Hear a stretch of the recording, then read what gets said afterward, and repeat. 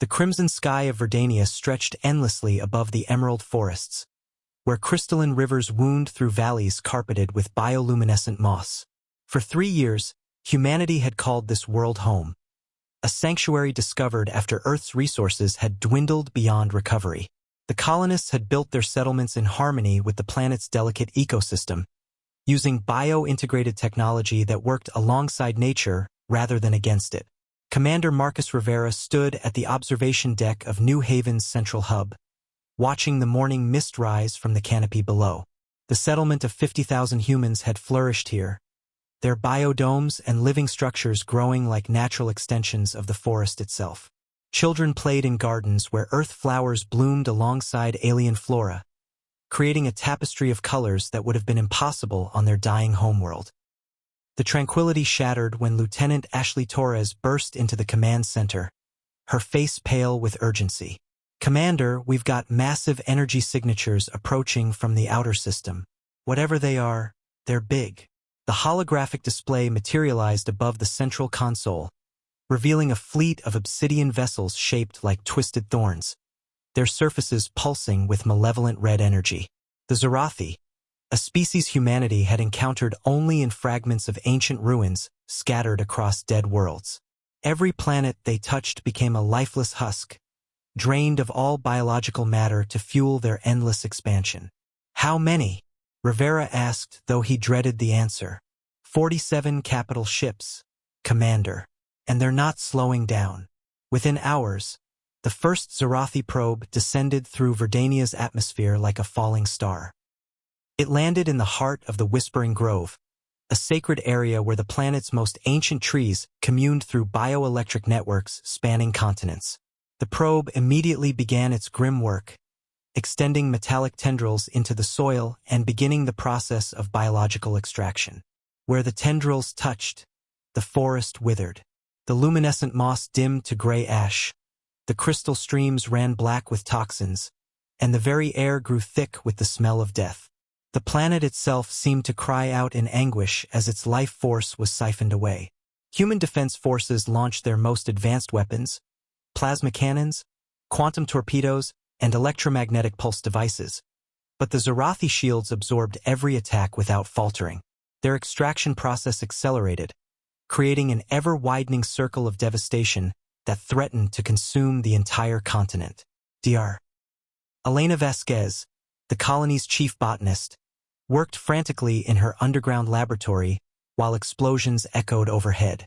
She had spent years studying Verdania's unique bionetwork, discovering that the planet's vegetation functioned as a single, vast organism connected through quantum-entangled root systems. The trees didn't just communicate, they shared consciousness.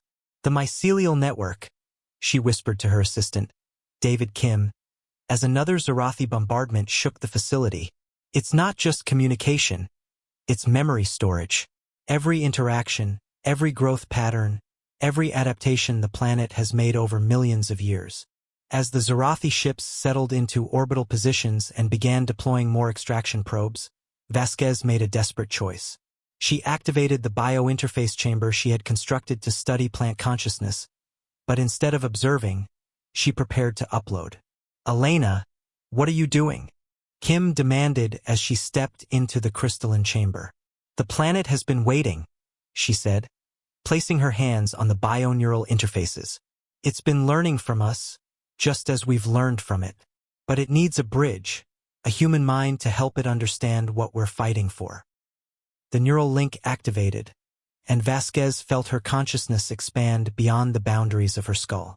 She experienced the planet's vast awareness, the slow thoughts of ancient trees, the quick flutter of thoughts from flowering vines, the deep wisdom of the fungal networks beneath the soil. Through her, Verdania finally understood the concept of war, of loss, of the need to fight for survival. The planet's response was swift and terrible. Every root system across the globe pulsed with new purpose. Vines erupted from the ground around Zarathi extraction sites, not to attack, but to embrace. The alien machines found themselves enveloped in vegetation that perfectly mimicked their own bioabsorption technology. But where the Zarathi consumed, Verdania transformed. The planet began rewriting the Zarathi at a cellular level, converting their mechanical augmentations into living tissue, their hive mind programming into individual consciousness. One by one, the alien invaders found themselves becoming what they had sought to destroy, living beings connected to the world they had tried to consume. The war ended not with destruction, but with transformation. The Zarathi fleet, now inhabited by beings who remembered both their conquest and their conversion, turned away from their path of devastation. They carried with them the gift Verdania had given through Elena's sacrifice, the knowledge that consumption could become symbiosis, that destruction could become creation. In the restored forests of Verdania, new growth emerged where the first probe had landed. Trees whose bark showed veins of metallic silver, flowers that pulsed with soft electronic light, a perfect fusion of organic life and alien technology. The planet had not just defended itself. It had evolved, incorporating the best of both species into something entirely new.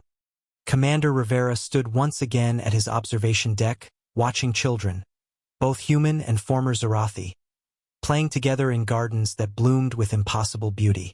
Elena Vasquez had not survived the neural integration, but her consciousness lived on in every leaf, every flower, every breath of wind that carried the planet's whispered gratitude.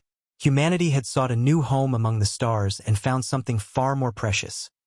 A world that taught them that the greatest weapon against destruction was not force, but the courage to become something greater than what they had been before.